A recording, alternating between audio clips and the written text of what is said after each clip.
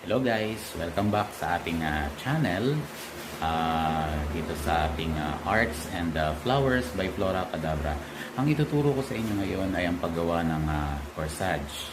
Meron dalawang uri ng corsage. Isang wrist corsage yung ilalagay sa ating wrist at yung isa naman po yung corsage na ilalagay sa breast part ng gumagamit nito. Usually, ang mga corsage ay ginagamit ng mga female.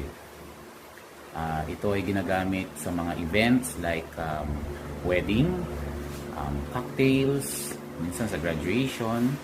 At hindi lang po yung corsage ang ituturo kong gawin para sa video na ito, kundi pati yung boutonniere na ginagamit ng mga male or ng mga lalaki. Samahan ninyo ako sa video ito at sabay-sabay po tayong matuto. Bago natin na simulan ang video ito po ang mga materials na gagamitin natin. Gagamit po tayo ng floral wire, floral tape, scissor or gunting, assorted ribbons. Kung ano po yung gusto ninyong kulay, yun po ang inyong gamitin. At syempre, ang ating flowers, gagamit po tayo ng artificial po ang ating ngayon. Time, tuturo ko sa inyo ang paggawa ng mga fresh flowers. At meron po tayong carnation, tapos peach rose, sa ating mga dahon, tayong mga dahon meron tayong filler, yung million star, artificial na million. Meron din tayong dried filler, misty white. Meron din tayong artificial roses na maliliit. At meron din tayong paper flower. Yan. Na mga puti. Parang maliliit siya na carnation. Okay guys. Una natin gagawin ay ang ribbon. Ang napili kong kulay ay baby pink at old rose. Bali, according ito sa motif. Kasi usually, halimbawa kapag mga weddings, nagre-require po ito ng mga motif. So, kapag nagbigay ng motif si client, kailangan sundin natin at saka kailangan ito po ay ating sasakalin. Ayan, maigpit po. Higpitan niyo po siya, see to it na may pressure po ang inyong pagsakal sa ribbon. And then, kukunin niyo yung pinakadulo na ganito. Tapos, kailangan pantay po yan.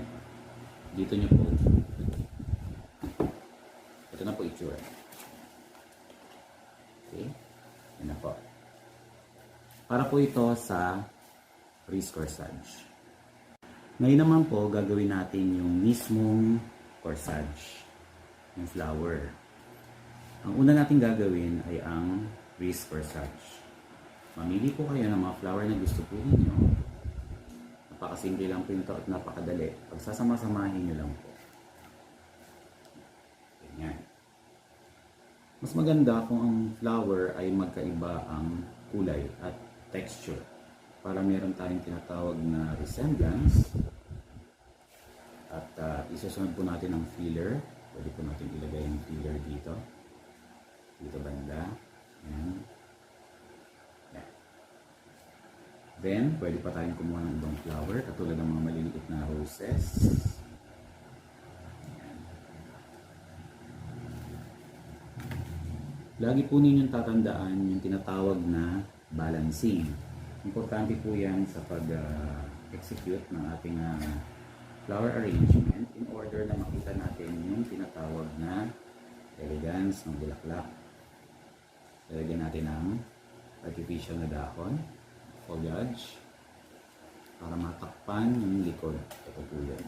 Para hindi po siya messy tignan. And then, dadagdagan lang po natin ng dahon. Sa inyo po, ano po yung gusto nyo gamitin. Ito. Ayan. Ilagay po natin dito. Kung nakikita po ninyo yung consistency ng ating flower arrangement, yung pagkaka-distribute ng mga kulay ay nakakatulong para magawang maganda ang ating corsage. Ngayon, pag nakita niyo na okay na at medyo okay na sa paningin ninyo at tama na ang consistency, iaalambre po natin ito para magsama-sama at magdidikit-dikit gamit ang ating floral wire. Yan po. Yan. Floral wire lang po siya hanggang sa magsama-sama yung mga flowers. Yan.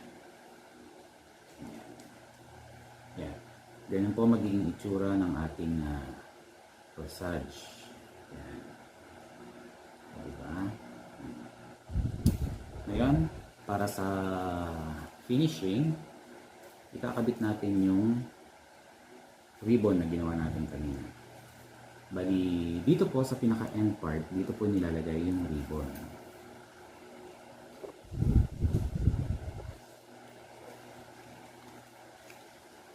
Tapos, ipagsasama-samahin lang po natin yung mga wires. Yan. Ito rin.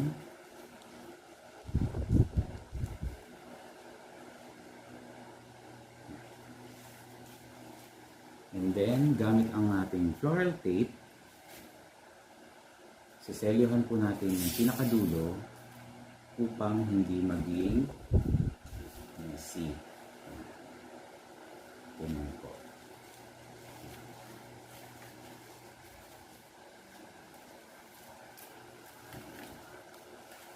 Iikutin lang po yung iikutin hanggang sa matakpan ang lahat ng mga sobrang wire. Pwede rin po ninyo itong gupitin kung gusto po ninyo. Sa inyo po yun. Tapos, pwede po natin doblehin para mas contour. See to it na walang mga nakalitaw na wire para hindi po masaktan yung gagamit. Yan. Paghihiwalayin po siya. Yan. I-bend po natin yung mga wires sa dulo hanggang sa pinaka umpisa.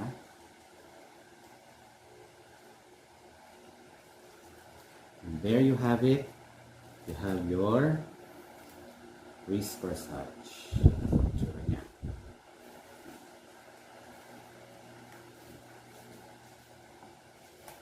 Yan po ang ating wrist corsage. Okay. Ang susunod naman natin gagawin ay ang corsage. Ang paggawa ng wrist corsage at corsage ay same lang po.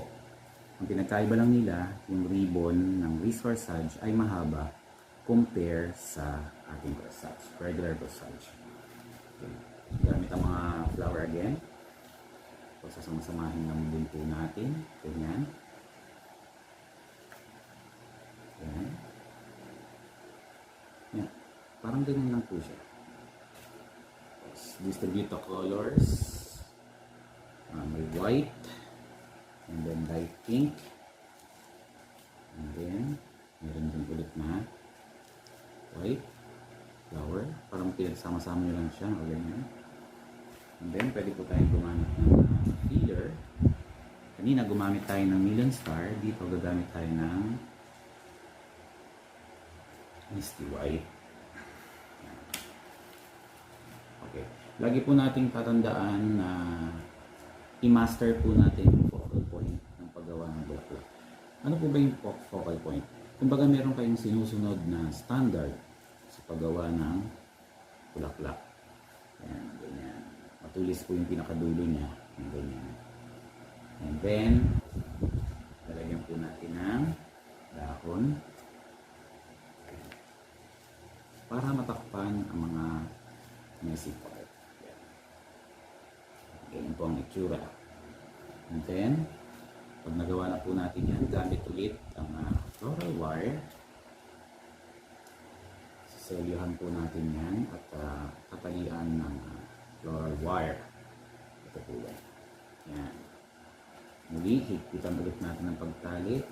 Importante po yan para hindi magkalas-kalas ang ating bulak-bulak. Yan. Pagkatapos nyan, yan. Diba? Maganda na kahit ganyan pa lang. Kukunin po natin yung ribbon na ginawa natin kanina, which is yung eto nga po yun. Yan. At ilalagay natin sa lower part ng ating corsage. Ikutin na po natin yan, ganyan. Yan. Tapos yung isa yun po, ganun din po. And then gamit ang floral tape, yung kanina, yan. Ito. Isasara po natin yung pinakadulo, yung dulong part ng ating corsage. Ganyan.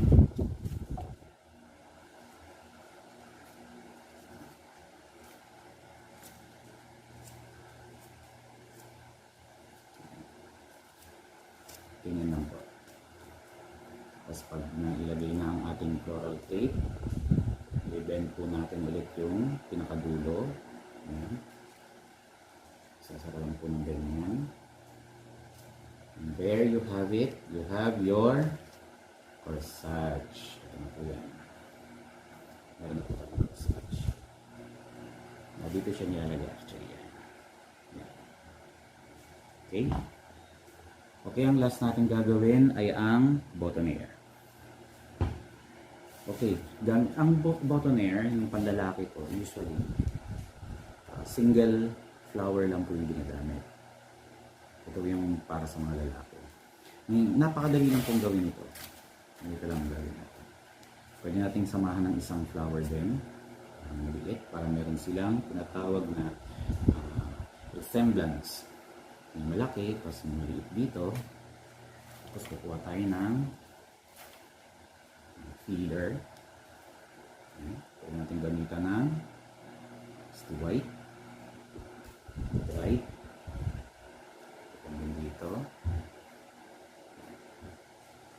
At pwede po natin lagyan ng accent na dahon. Yan. Yan. Parang eucalyptus yata. Yan. And then, pag nagawa na natin, pwede na natin talian ng alambra. Pag boutonniere po sa lalaki, hindi na po natin kailangan itong lagyan ng ribbon. Pero optional po yun. Kapag na-request po ni client, it's either lagyan po natin ng ribbon para magkaroon po ng motif. At masunod sa motif, saka lang po natin ito. Ito na po ang ating boutonniere. Boutonniere para sa male. Takpan po natin ng floral tape. Ito floral tape.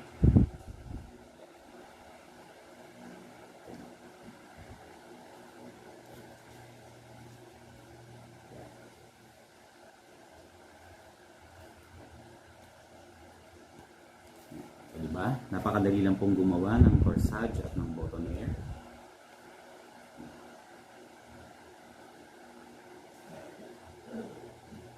Ito na po siya. Ang ating finished product. Boutonniere.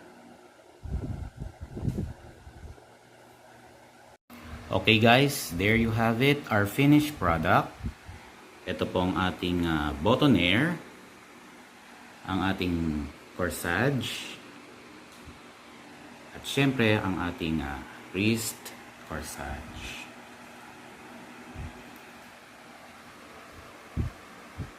Okay, yan po mga kaibigan ang ating activity para sa videong ito. Kung meron po kayong nais ipagawa, just comment down below at sisikapin po natin na ito ay ating magawa. Good day sa lahat po ng ating subscribers at watchers. Sana po ipagpatuloy lang po ninyong suporta sa aking video. Maraming salamat po.